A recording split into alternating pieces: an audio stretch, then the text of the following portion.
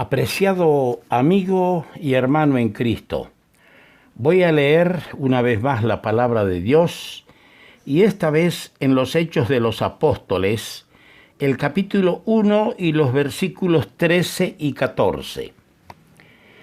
Y entrados subieron al aposento alto donde moraban Pedro y Jacobo, Juan, Andrés, Felipe, Tomás, Bartolomé, Mateo, Jacobo, hijo de Alfeo, Simón el celote y Judas, hermano de Jacobo. Todos estos perseveraban unánimes en oración y ruego con las mujeres y con María, la madre de Jesús, y con sus hermanos. Pasamos al capítulo 8 de este mismo libro, el capítulo 8 de los Hechos de los Apóstoles, y leamos los versículos, o leamos un solo versículo, el versículo 14. Cuando los apóstoles que estaban en Jerusalén oyeron que Samaria había recibido la palabra de Dios, enviaron allá a Pedro y a Juan. Y ahora leemos Gálatas, el capítulo 2. Gálatas, el capítulo 2, el versículo 9. Y reconociendo la gracia que me había sido dada, Jacobo, Cefas y Juan, que eran considerados como columnas, nos dieron a mí y a Bernabé la diestra en señal de compañerismo, para que nosotros fuésemos a los gentiles y ellos a la circuncisión. Que el Señor añada su especial bendición a la lectura de su palabra, a la exposición que vamos a hacer de ella, ya que hemos estado analizando a un discípulo activo, el apóstol Juan. Hemos hablado o hemos tratado de dividir su biografía en 3 capítulos. La personalidad de Juan, que ya lo vimos, la actividad de Juan y los escritos de Juan. Ayer vimos parte de la actividad de Juan. Dijimos que la actividad de Juan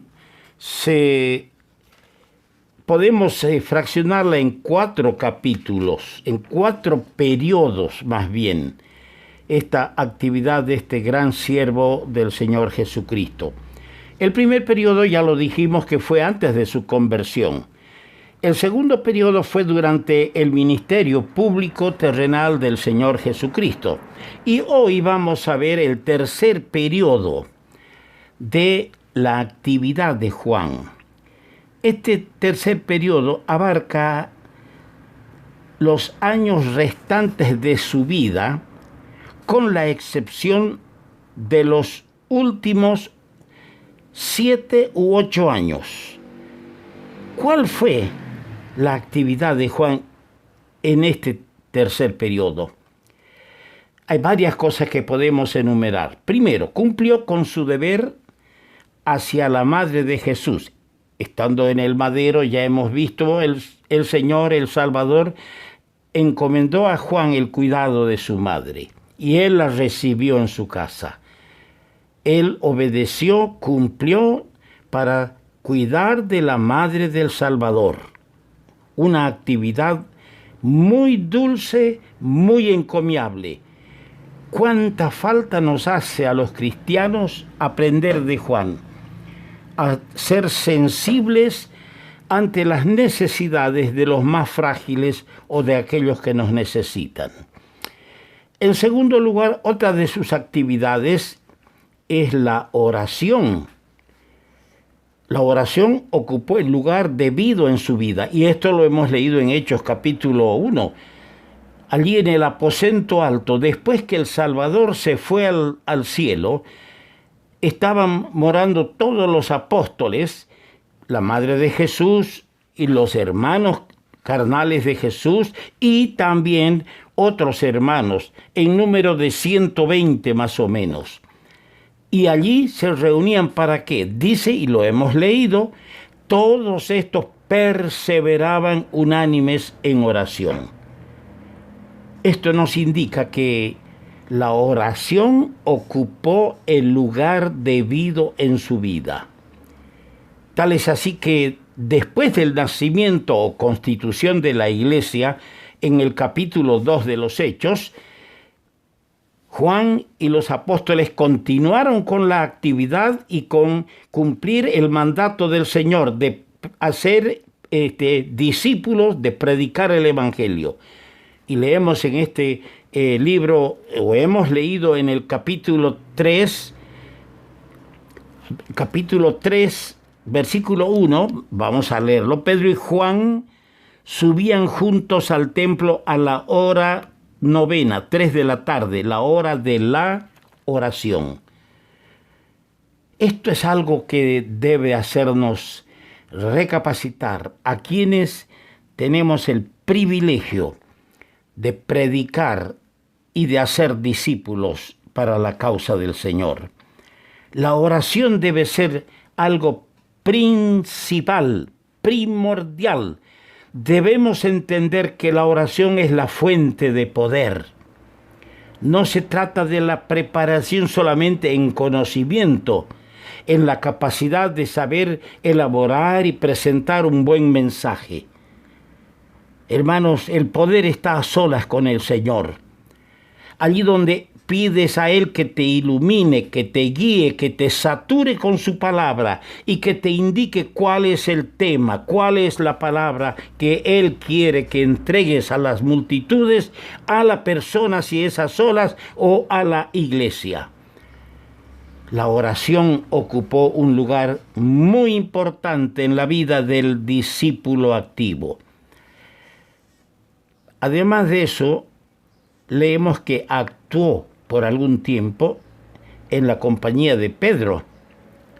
Ambos no cesaron de enseñar y predicar a Jesucristo. Leemos en Hechos 5:42 que en el templo y por las casas no cesaban de enseñar y predicar a Jesucristo. Estuvo acompañado. Qué lindo es cuando hay un compañero con quien salir a la obra y visitar los lugares nuevos o repasar con una visita los lugares que se ha hecho. Siempre es bueno este trabajo de tener un compañero para salir y compartir las experiencias de servir al Señor Jesucristo. También vemos que fue a trabajar entre los de Samaria. Hemos leído eso en Hechos capítulo 14, que los hermanos de Jerusalén, al ver que Samaria, una provincia que no era de los judíos, era de los samaritanos, habían recibido la palabra, entonces lo enviaron a Pedro y a Juan. Y esta vez Juan fue sin el ánimo de ver o de hacer caer fuego del cielo, porque hemos visto que un día se enojó cuando rechazaron a los emisarios, a los enviados del Señor, que fue a una comunidad. Se dijeron: Señor, ¿quieres que hagamos descender fuego del cielo y que mate a todos estos? No, ahora ha ido sin ese ánimo de hacer caer fuego. Ahora Él quiere que las almas se arrepientan, que las almas se conviertan. Ahora ha entendido de qué espíritu debe ser, porque el Señor le dijo: no sabéis de qué espíritu sois. Ahora, el cuarto y último periodo de su vida abarca los últimos 7 y 8 años, el que fue una de las columnas de la iglesia. Hemos leído así en Gálatas 2:9. Qué preciosa descripción que hace el apóstol Pablo de este gran siervo de Jesucristo. Era una columna, un soporte. Ustedes saben lo que es una columna en una construcción. Y Juan era una columna de la iglesia. Era uno de los que soportaba el peso, las pruebas, todas las agresiones contra la iglesia. Respaldado por una larga y fructífera experiencia, este hombre escribió, divinamente inspirado, el cuarto evangelio, Juan, 3 epístolas, primera, segunda y tercera de Juan, y el libro culminante de la Biblia, el Apocalipsis. Su fidelidad al Señor le costó el exilio en Patmos. Pero precisamente fue en esta hora oscura de la prueba que Juan disfrutó de las experiencias espirituales más notables de toda su vida. Y ahora culminamos mencionando nuestro tercer pensamiento, los escritos de Juan. Como uno de los 8 escritores de los libros del Nuevo Testamento, el discípulo amado escribió 5 de los 27 libros del Nuevo Testamento. Como ya dijimos, el evangelio que lleva su nombre, que presenta a Cristo como el Hijo de Dios, y fue escrito con un propósito bien definido. Así dice él mismo en el capítulo 20, versículo 31. Pero estas cosas se han escrito para que creáis que Jesús es el Cristo, el Hijo de Dios, y para que creyendo tengáis vida en su nombre. Fue escrito con un propósito definido. La lectura del Evangelio nos lleva a la convicción irresistible de que Jesús es el Hijo de Dios. Mientras que la lectura de las epístolas nos llevan a la contemplación de cuál debe ser la influencia en la vida nuestra de esta convicción de conocer al Hijo de Dios como nuestro Salvador. El Apocalipsis es un libro esencialmente profético y fue escrito alrededor del año 96 después de Cristo. El nombre de Juan, estaba contándolo precisamente estos días, el nombre de Juan aparece 5 veces en el libro de Apocalipsis. En el capítulo 1, verso 1, verso 4 y verso 9. Luego vuelve a aparecer en el capítulo 21, verso 2, y en el capítulo 22, versículo 8. La última visión que tenemos de él en la Biblia es la de un ser postrado para adorar. Y ese es el lugar donde debe ser conducido todo creyente en Cristo. No delante de un ángel, por supuesto, sino delante de Dios mismo.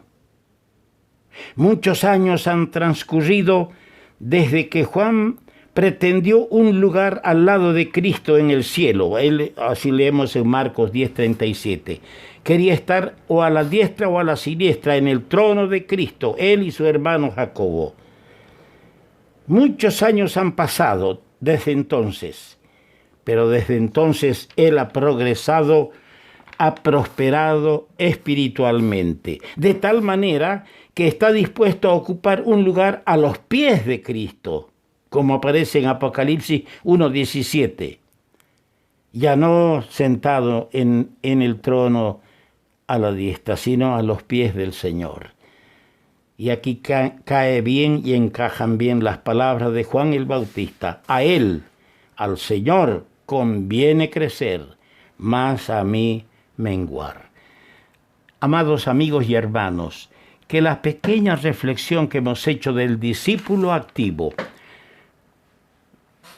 haya cubierto alguna necesidad en nuestras vidas, haya despertado un interés por conocer más y haya hecho una obra para quebrantarnos y tratar de vivir emulando a estos grandes hombres de Dios como el discípulo activo, Juan, para que agrademos al Señor, porque pronto viene nuestro amado Señor.